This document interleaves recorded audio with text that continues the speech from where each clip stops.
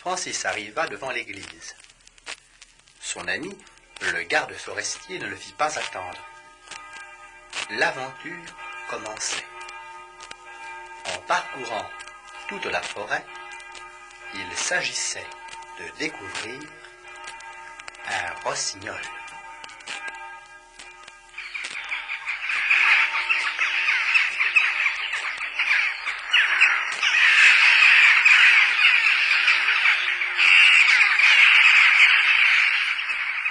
J'espère que mon rossignol chantera mieux que ça.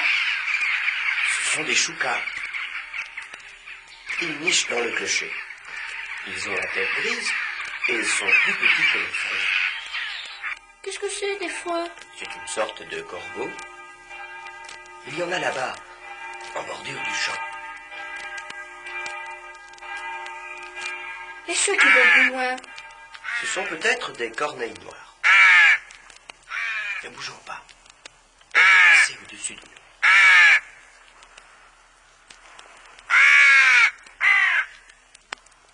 Bien entendu, leur chant est plus clair. Marche doucement à présent. On arrive près du jardin de l'instituteur. C'est plein d'oiseaux là-dedans. Laisse-toi. Regarde à travers la haie. Celui qui a perché. Sur la branche du pommier. Celui qui a une tache blanche sur l'aile? Oui. C'est un pinson. Sème, je gagnerai bien ma petite vie. Sème, je gagnerai bien ma petite vie.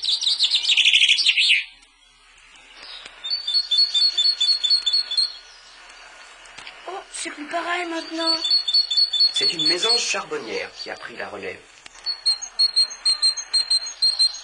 On l'appelle comme ça à cause de sa calotte noire. Elle a une cousine, la mésange bleue. C'est à sa trille qu'on la reconnaît, et à son chant très aigu. Elle n'est pas farouche, et l'hiver, elle vient facilement dans les mangeoires qu'on lui a préparés.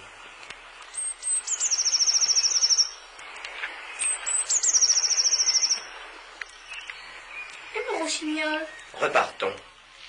C'est dans le bois qu'on l'entendra. Marche plus légèrement. Tu fais craquer les branches mortes. Et ferme ton col.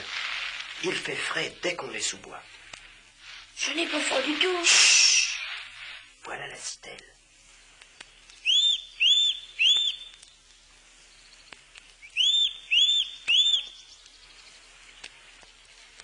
Essayons d'approcher.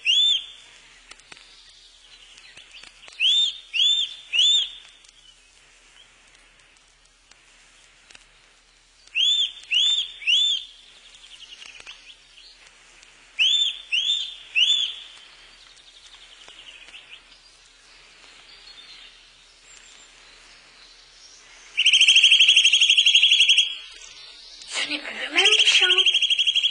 Si. Mais c'est un autre chant.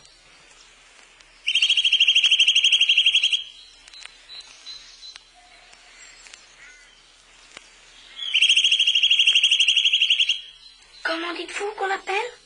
La citelle. On dit aussi le torche-peau parce qu'il arrange les trous des arbres pour y faire son nid.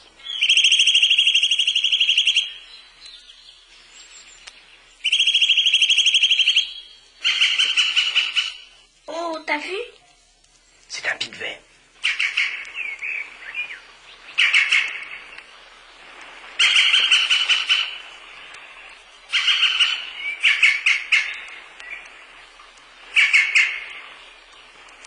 Il y en a deux à présent. Ils se racontent des aventures de chasse.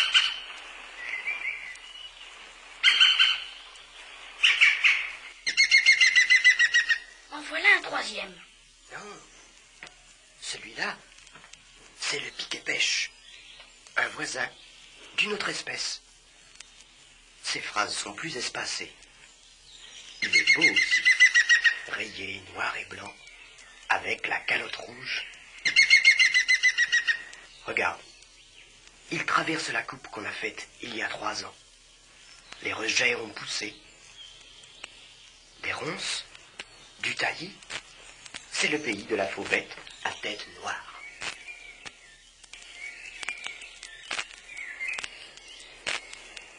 C'est du soleil qui court là-dessous. Non, c'est un troglodyte. Regarde-le qui sort du buisson.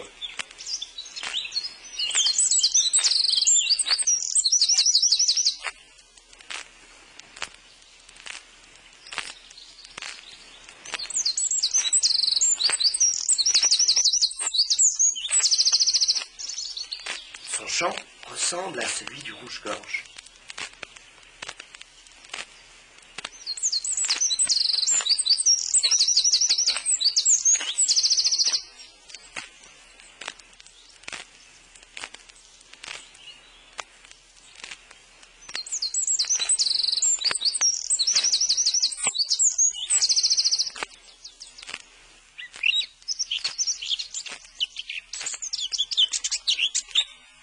Ce n'est plus lui qu'on entend maintenant.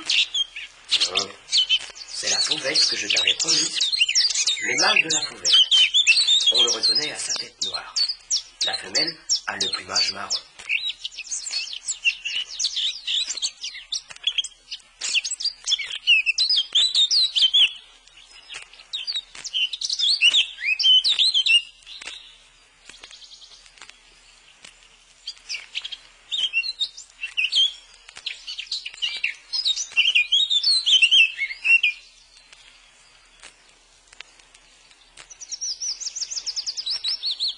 Et maintenant, je vais t'apprendre une chose curieuse.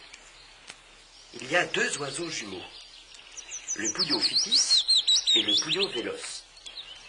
Pour les distinguer l'un de l'autre, il n'y a qu'un moyen, leur chant.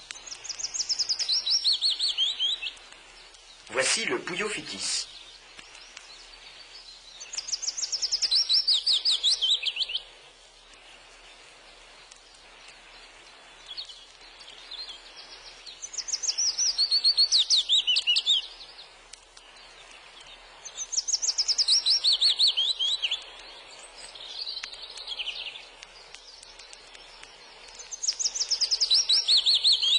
Le pouillot véloce, qui ne doit pas être loin, a un chant plus bref.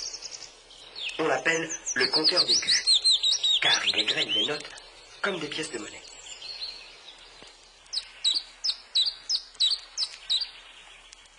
Le voilà qui se met de la partie. Tu le reconnais?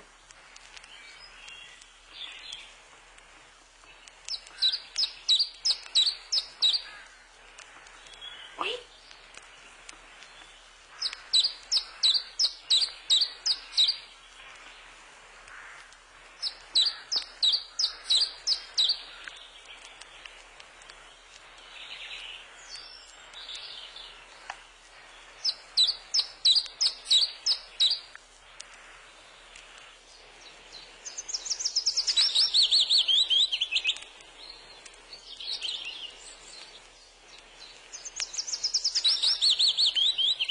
Et c'est Pouillot Phitis qui reprend à présent.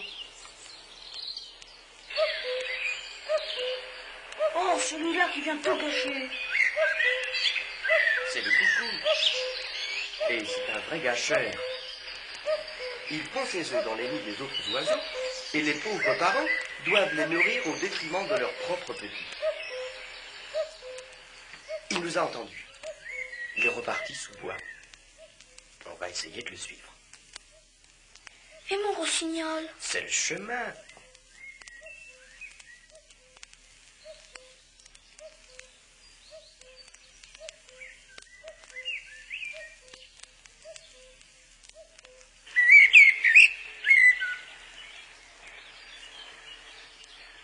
Ce que nous venons d'entendre, c'est un merle. Quand le soir tombe, les oiseaux se taisent l'un après l'autre. Le merle est un des derniers à chanter.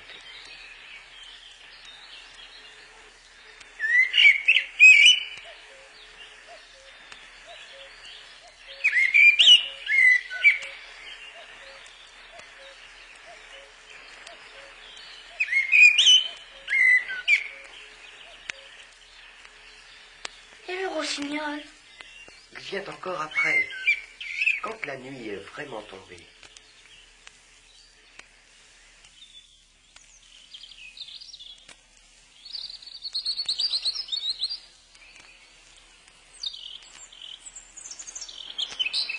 C'est lui maintenant? Non, c'est le rouge-gorge. Il vient juste avant le rossignol. Il est aussi beau à voir qu'à entendre. Il reste avec nous tout l'hiver.